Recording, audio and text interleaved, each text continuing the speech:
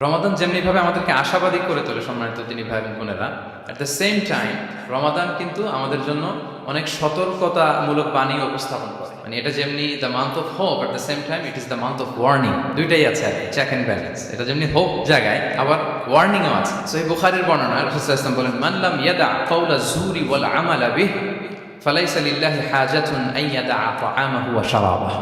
রোজা রেখে যে ব্যক্তি মিথ্যা কথা, মিথ্যা কাজ মানে পাপ কাজ, অন্যায় কাজ ছাড়তে পারলো না, তার না খেয়ে থাকা, না পান করে থাকাতে আল্লাহর কিছু যায় আসে না।